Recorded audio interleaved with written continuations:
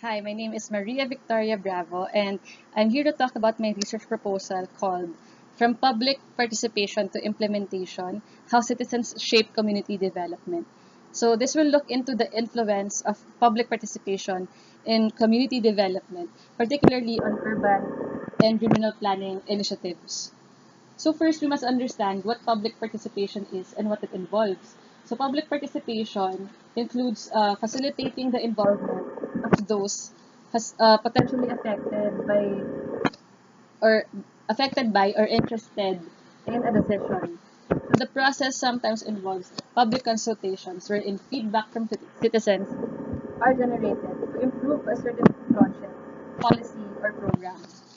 Another important aspect of this research is community development, particularly in the context of town or urban planning.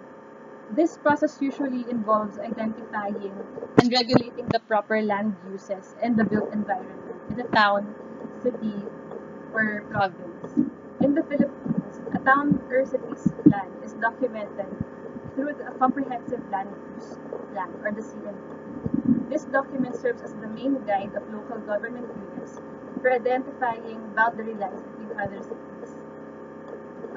It guides them on the proper use of lands, whether private or government owned, and it also serves as a reference for budgeting for future developments in the community.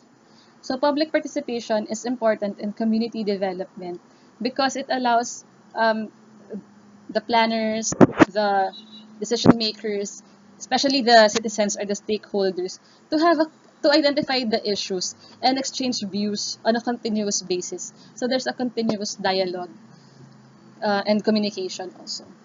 Studies have also shown that um, planning initiatives or initiatives in general that employ public participation led to a better quality of decisions or solutions. It also benefits the urban planners themselves because through public participation, they gain a better understanding of the social context of a community. Ultimately, it will be the people who will be the end users of the land as well as existing and future structures. They are important in determining or understanding what plans will work and will not work for their community. And then public participation also builds trust that could translate to long-term support for the project. This is valuable, especially for planning projects that usually outlive the term of an elected public official.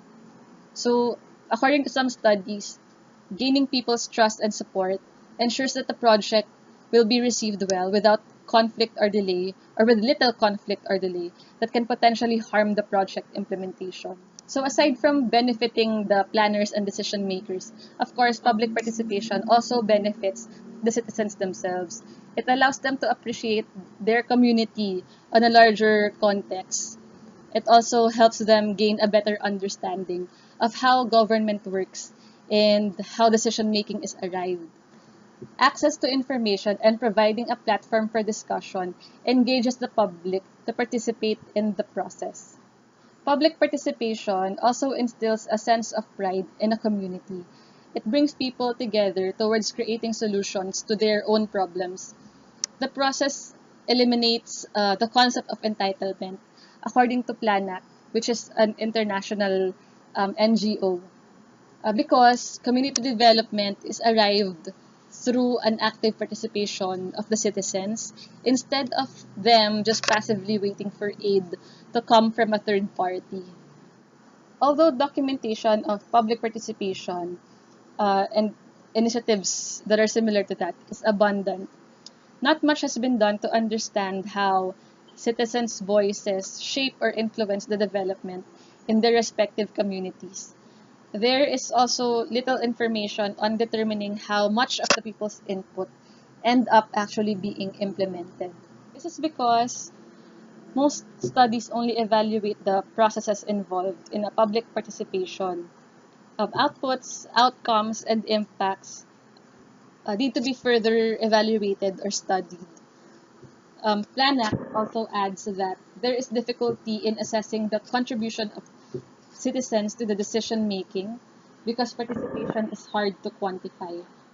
So the study that I'm doing, it will aim to, number one, identify the trends in people's perceptions of their own community, the proposed plan, and their suggestions and comments towards community development. Okay. Number two, it will examine whether the feedback from public participation are well represented in the final plans or the outputs of the urban planners. And lastly, it will also examine whether decision making and implementation significantly consider the public's feedback.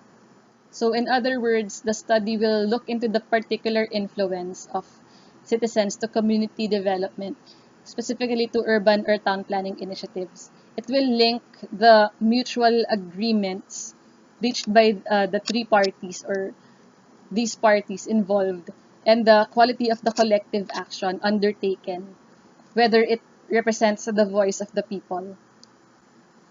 One particular theory that can help us understand the influence or can explain influence through communication is Kincaid's convergence model. So this theory has three elements. So number one, there's exchange of information. Number two, there's mutual agreement. And lastly, there's collective action. In other words, people exchange information with the goal of reaching mutual agreement, which in turn leads to collective action. So communication in this sense is a transactional process. Combining Kincaid's convergence model with our earlier objectives, we derive three phases of the study. The first one involves the exchange of information. So this includes the public consultations, the meetings held with the citizens, and we will extract citizens' views on their communities, initial comments on the proposed community development plan, their wish list, their suggestions, among many others. And then for the mutual agreement, the second phase or the next phase, we will look into the final output or the planning report submitted by the urban planner. Um, it will be the source of information on which information from the public participation were considered or captured in the plan. And then the last part, which is collective action, it lies on the decision making and implementation. So our sources include the ordinances, local ordinances that resulted from the project, as well as the project monitoring or progress monitoring of the project. So our methodology mainly involves content analysis of the different documents or documentation from public participation to the final output from the urban planners and to the up to the implementation, which is evidenced by the local ordinances and um, progress monitoring of projects. So specifically, the feedback from public consultations will be noted as individual points. Similar points can be clustered together to form a category. In the final report prepared by the planner, the recommendations or the suggested plan of action will be reviewed according to how many of these points or categories were included or applied. Local ordinances and progress monitoring of the project will be looked into as evidence whether decision makers were able to follow through with the plan. It would be important to the study to verify whether implementation occurred or being implemented in order to establish that public participation has affected community development. So mutual agreement is reached when there is a convergence of public's feedback, final output, and implementation.